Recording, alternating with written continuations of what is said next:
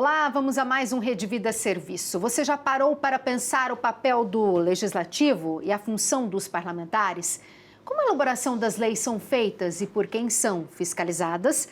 Para explicar sobre como funciona os poderes, eu recebo agora o cientista político Humberto Dantas. Dantas, que honra ter você aqui. Muito obrigada, viu? Alegria minha, é sempre bom estar com você, Ana. Obrigado. Como que funciona essa divisão dos poderes, Dantas? Legislativo, executivo, judiciário? Ana, existem duas respostas para essa sua pergunta. Existe a resposta mais conservadora, né? O legislativo cria as leis, o executivo as executa, o judiciário julga eventuais desavenças e desacordos em relação às leis ou da execução das leis. Eu posso legislar de uma forma, executar de outra, dizendo que entendi que era assim, e o judiciário intervém, dizendo não é bem assim, deveria ser de outro jeito, e etc, etc, etc. A grande questão é que existem, aí tirando um pouco dessa lógica mais formalizada e fechada, mais hermeticamente formulada, existe a lógica do que a gente chama, por exemplo, de freios e contrapesos. Então, existem aspectos associados à colocação de limite nos poderes pelos próprios poderes. Então, um interferindo no outro, né, e, por vezes, mudando toda esta lógica. Então, a gente vai ver um executivo, no Brasil, por exemplo, a gente vai ver um executivo que legisla muito, a gente vai ver um legislativo que adora microexecutar, a gente vai ver um judiciário legislando, a gente vai ver um legislativo que pode julgar, né, julgar os seus pares ou julgar o executivo nos processos de impeachment, por exemplo, e coisas dessa natureza. Então, existem interações. Portanto, a função hermeticamente colocada é o executivo executa aquilo que o legislativo legisla e o judiciário resolve, né, é capaz de dirimir aí eventuais dúvidas em possíveis conflitos existentes aqui nessa seara, dentre outras. Existem as questões alternativas, não as questões adicionais, não vou nem dizer alternativas, mas as questões adicionais da relação entre os poderes. E quais são? Essa segunda parte você pode revelar? Pois são essas questões. Por exemplo, o legislativo cria uma determinada lei. O executivo vai lá e sanciona esta lei, ou seja, diz, ok, é do jeito que o legislativo quer, porém, com alguns vetos, 2 vetos, que não vão ser feitos desse jeito, o executivo falando. Só que esses vetos voltam para o legislativo. E o legislativo vai lá e diz assim, não, senhor executivo, é do nosso jeito sim. Num deles. No outro, tudo bem, a gente aceita o seu veto. Devolve. O executivo vai lá e executa a regra. No meio deste trâmite, dessa questão, uma parte insatisfeita do legislativo recorre ao judiciário e diz aquilo que aprovaram não é constitucional, por exemplo. Por isso que tem tantas leis que demoram, vai, volta, passa de governo, vai. Por isso que fica nesse retroage, por isso que tem esse entrave. Exatamente. Então o judiciário vai lá e diz assim, puxa vida, é verdade, não pode ser desse jeito. Aí vem alguém e diz assim, tá vendo? O judiciário está legislando. Tá vendo? O judiciário está mandando executar de outro jeito. E o judiciário sendo acusado de ser o quê? Ativista. Só que esta função é uma função constitucional. E, portanto, transforma o judiciário num poder político. E a gente tem que usar esta palavra poder político, esse termo, ou esta palavra político, do jeito mais positivo que existe. A Constituição deu este poder para o nosso judiciário. E aqui não tem nada de técnico. Aqui é um ato político. É um ato político porque ele está associado a uma lógica relacional com os demais poderes, criando conflitos, chegando a alternativas, buscando soluções e nos levando adiante enquanto sociedade. Agora, se é ruim, a crítica tem que ser feita ao papel legislador e executor do próprio Poder Judiciário. Isso é um debate muito importante a ser feito na sociedade. E aqui no Brasil, você enxerga que os 3 poderes se respeitam? Ou não? Às vezes um quer ultrapassar o outro e mostrar mais poder. Eles conquistam espaços e estes espaços, por vezes, são espaços de conflito. Não é dizer que este poder está agindo aqui, esse está agindo aqui, esse está agindo aqui, numa lógica quase harmônica. É que eles fazem isso. E, por vezes, isso pode criar alguns calos, alguns ferimentos, alguns problemas nessa lógica de relação entre esses poderes. Então, isso é importante de ser dito. E, Ana, existe uma frase famosa na política, comum na política, que é a seguinte: na política não existe vácuo, não existe espaço vazio. Na política, todo espaço é ocupado, porque todo espaço tem lá o seu simbolismo e sua lógica de poder. Portanto, se você abrir um espaço entre o legislativo e o executivo, não chegando a uma conclusão sobre como uma lei deve ser executada, feita, quem é o autor, como se resolve e tal, e você chama o judiciário para esse jogo, e o judiciário se acostuma a jogar esse jogo, ele se acostuma a jogar esse jogo. Quando o legislativo olha para o executivo e diz assim, não, eu não quero mais que você faça as coisas, e começa a prejudicar muito. Porque vamos pensar no Brasil, na força que o presidente da República tem, de acordo com o artigo 62 da Constituição, que são as tais medidas provisórias. E tem muito no Brasil. Muito no Brasil. Muito no Brasil. O presidente da República, seja ele qual for, desde Sarney até aqui, eu estou pensando na Constituição de 88 para cá, antes também tinha, chamado decreto-lei, mas pensar na Constituição de 88 para cá, medida provisória. O presidente vai lá e fala assim, ó, passa a caneta e fala, isso aqui agora é lei. E aí o legislativo vai dizer se concorda ou não, se vai ser daquele jeito ou não, e etc, etc, etc. Percebe que se o legislativo disser sim, sim, sim, sim, sim, para tudo que o executivo fizer de forma provisória, uma hora o executivo vai dizer, eu legislo. Só eu legislo. E que se em um determinado momento, nas principais coisas ou em coisas muito importantes, e que se em um determinado momento o legislativo disser, quer saber, eu vou começar a dizer não. Não, não, não, não, o executivo vai dizer, puxa vida, eu perdi espaço. Percebe, Ana? São coisas assim, de mudanças e de novas lógicas, de novas órbitas. Eles têm que tentar caminhar bem. Eles têm que tentar encontrar entre eles um equilíbrio. E todo equilíbrio tem um peso e um contrapeso. Tem uma força e algo que você dá em troca do uso dessa força. Que é o jogo de poder, que são as manobras para que as leis e as MPs sejam aprovadas, é isso? Vamos pensar, vamos trazer um terceiro poder para essa briga, para esse jogo.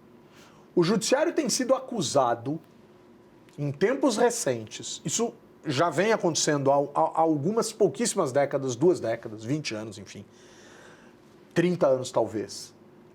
O judiciário tem sido acusado de legislar demais, de interpretar a lei de um jeito que nem estava escrito.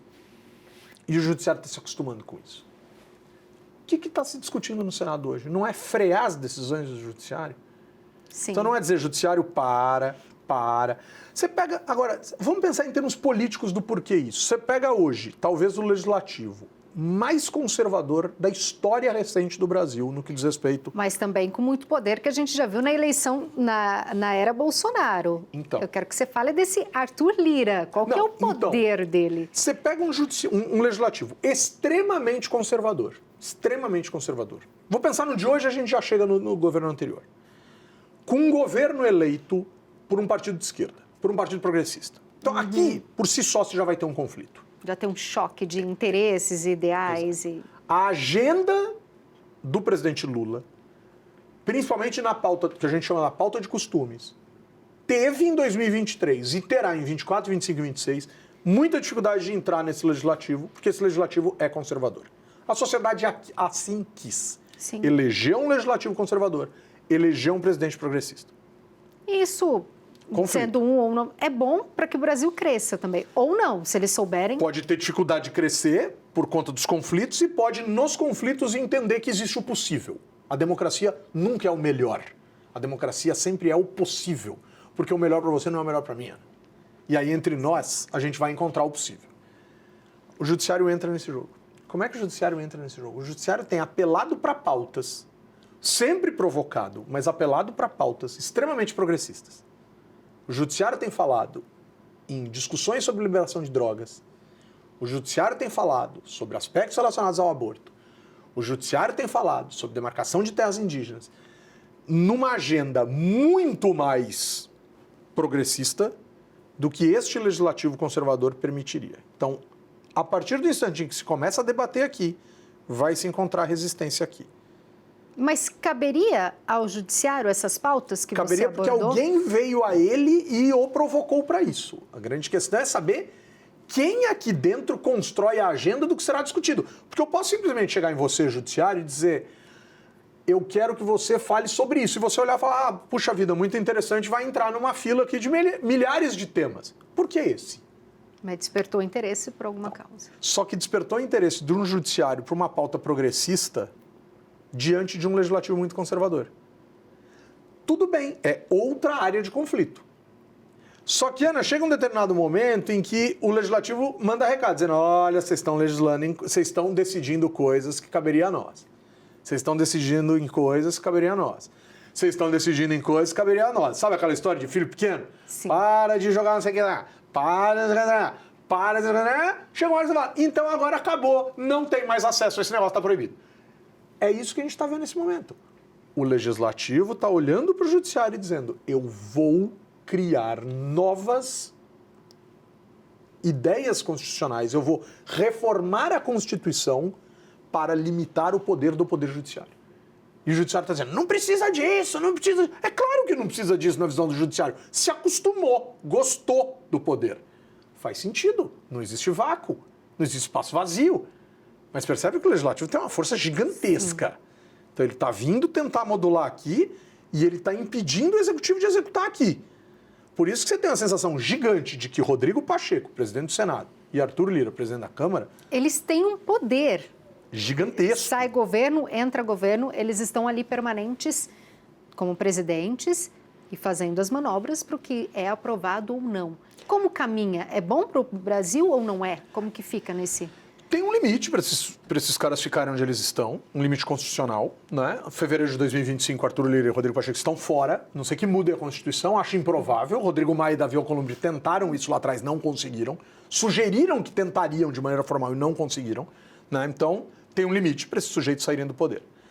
Arthur Lira ganha muita força na pandemia, porque o legislativo não conseguia se reunir, não podia se reunir.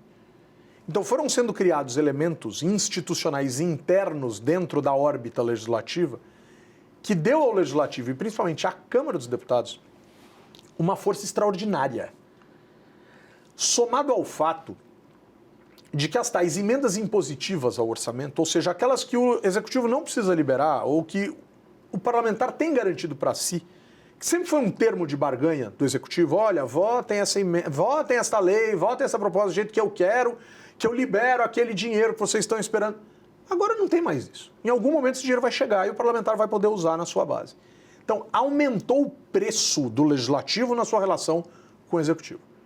Aumenta o preço. Aumenta a centralidade do presidente da Câmara, você fica com a sensação de que quem manda hoje no Brasil é o senhor Arthur Lira. Manda. Claro que tem poder. Claro que tem força. E aí não é o Arthur Lira, é o presidente, é a figura do presidente da Sim. Câmara. Não à toa, desde o ano passado, a gente já está debatendo quem vai suceder o Lira. Tamanha a fome, a sede e a voracidade e a vontade de alguns deputados de ocupar esse lugar. E do presidente da República de saber o quão importante é esse espaço e o quanto que ele precisa ter alguém aqui que ele possa minimamente confiar. Porque ninguém quer ter, lembrando da ex-presidente Dilma Rousseff, ninguém quer ter um Eduardo Cunha de estimação. Não. Né? Podendo levar adiante um processo de impeachment, coisa dessa natureza. Ele precisa ter um aliado para poder caminhar com a política que ele pretende exercer. Exatamente. Dantas, a gente tem uma pergunta lá de casa, vamos ouvir? Vamos. Oi, Ana. Oi, Dantas. A minha pergunta é: como os cidadãos podem influenciar no processo legislativo? Muito obrigado. Olha, existe uma resposta rápida e fácil para essa pergunta e existe toda uma lógica, uma lógica de princípio em torno disso. Primeiro, votando. Ao eleger, né, ao dar o meu voto, eu estou dizendo quem eu quero que esteja no legislativo. É uma forma de interferir. Segundo, pressionando. Então, determinadas agendas do Poder Legislativo podem sofrer com pressão popular. Puxa vida, essa semana vão votar na Câmara, da Câmara Municipal, um tema do meu interesse. Eu vou para dentro da Câmara Municipal. Eu vou lá fazer pressão. Tem lá uma plateia, eu vou sentar lá e vou mostrar, vou marcar presença, vou me reunir, vou me agrupar com as pessoas que têm interesses parecidos com o meu e vamos lá falar com os parlamentares, pressionar os parlamentares no melhor dos sentidos. Não estou falando em violência, nada, mas vamos dar a cara. Exato, vamos mostrar, vamos apertar, vamos dizer, vamos atuar nas redes sociais, vamos atuar nos movimentos sociais para dizer que a sociedade está presente. Isso pode acontecer no plano municipal, no plano estadual, no plano federal. Então, é possível. E existe na ideia basilar, né, constitucional inclusive, da lei de iniciativa popular.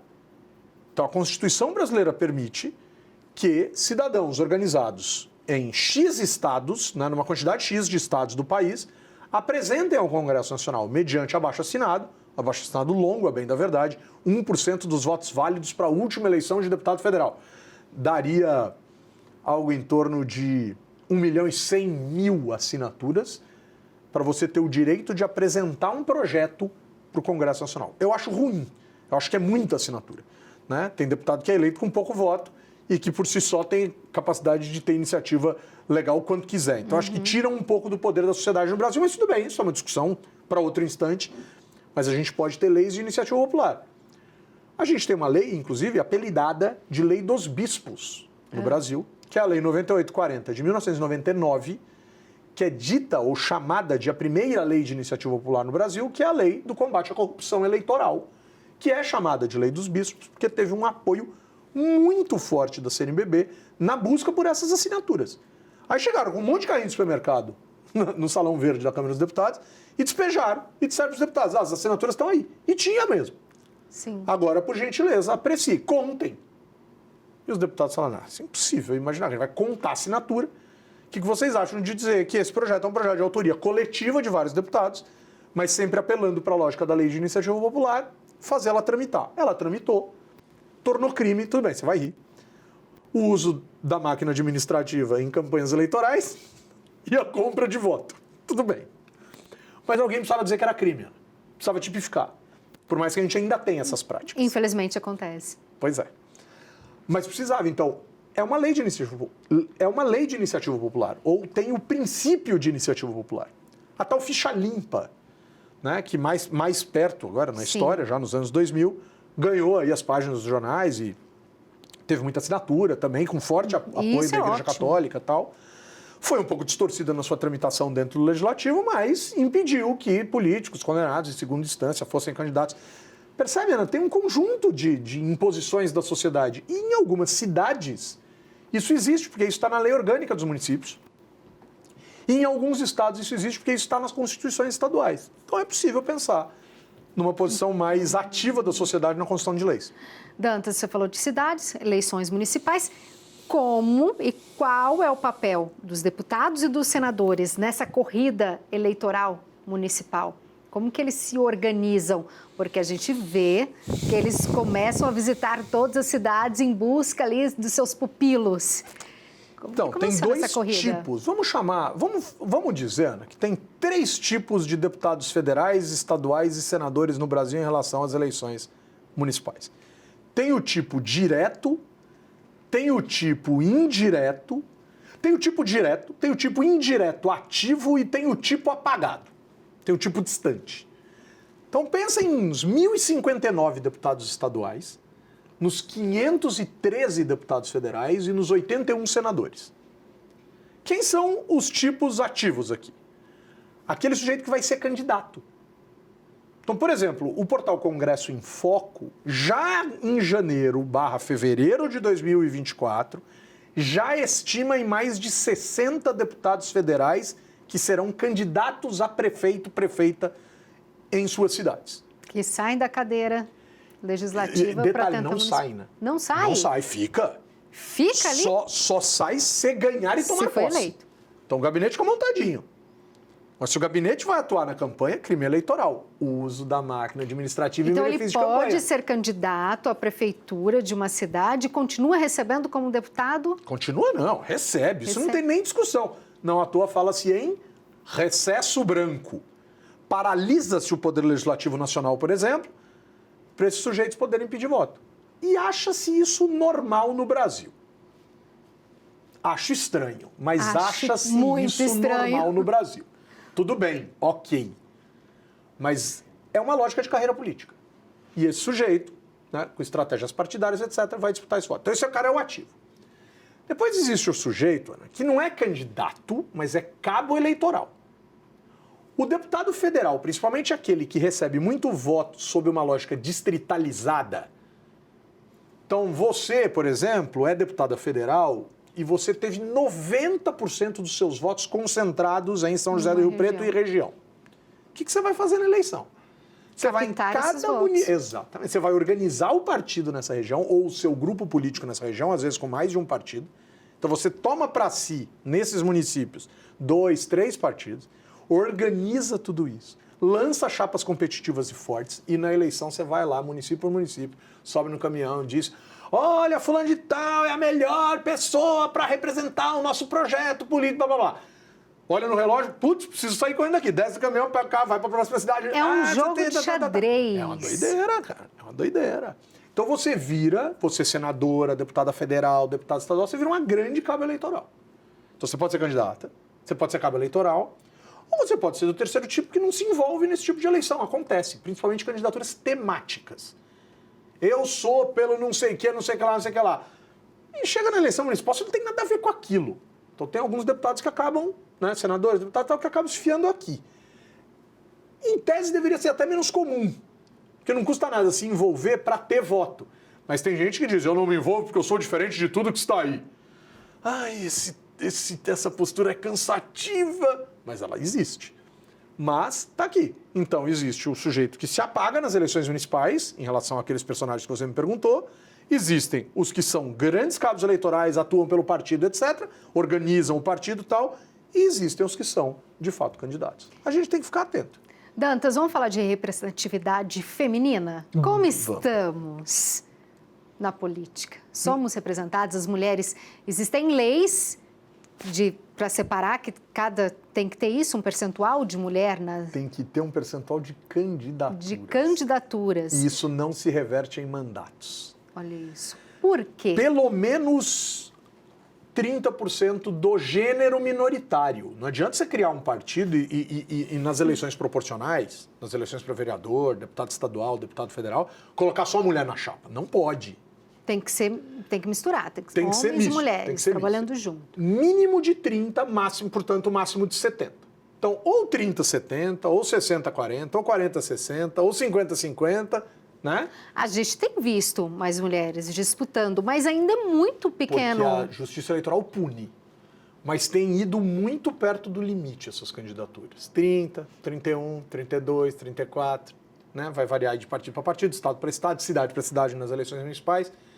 E quando a Justiça descobre que teve alguma tentativa de burlar isso aqui, cai a chapa inteira. Então, às vezes, você está lá como vereador numa cidade X e descobrem que você fez maracutá na divisão de gênero, perde o mandato todo mundo daquela chapa. Mas como que você analisa? Por que você acha que é tão difícil essa entrada das mulheres na política?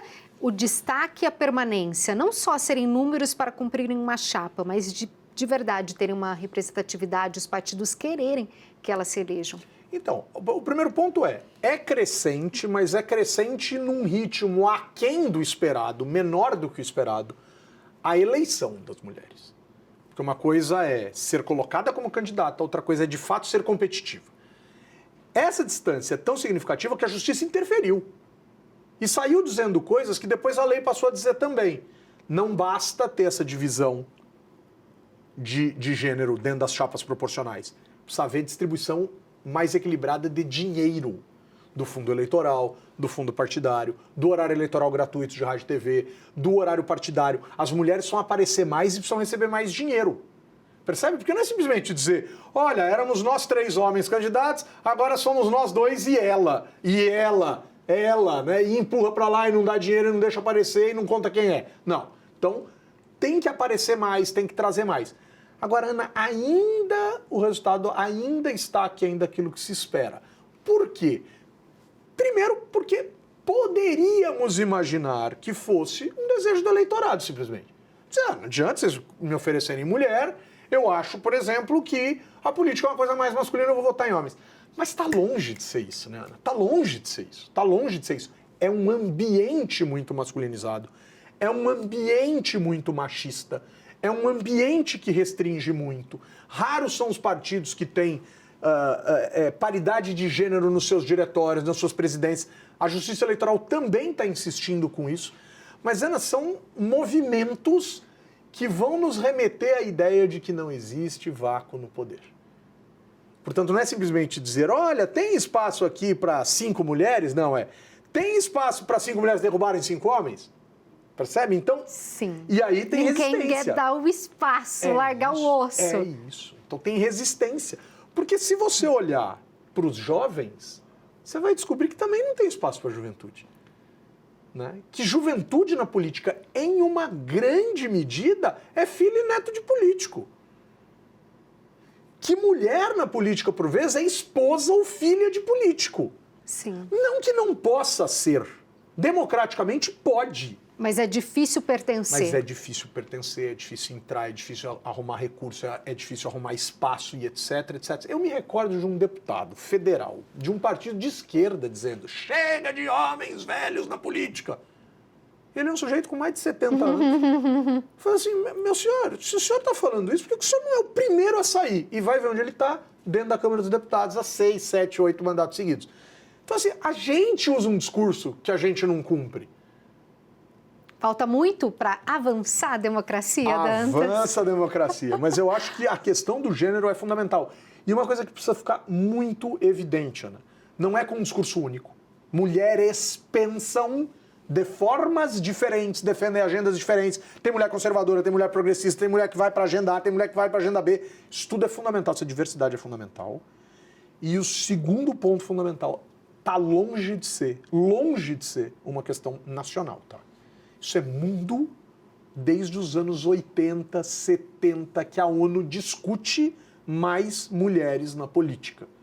Precisamos acreditar nisso e estimular sempre as mulheres. É mais de 50% do eleitorado, é mais de 40% das filiações partidárias e aí cai para 10, 12, 15, 20% das cadeiras conquistadas no legislativo e muito menos no executivo.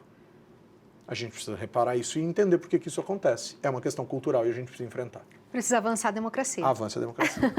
Dantas, te agradeço. Muito obrigada, viu? Foi um prazer estar aqui com você. Uma alegria. Obrigado. Este foi o Rede Vida Serviço. A todos, muito obrigada. Até o próximo. Tchau, tchau.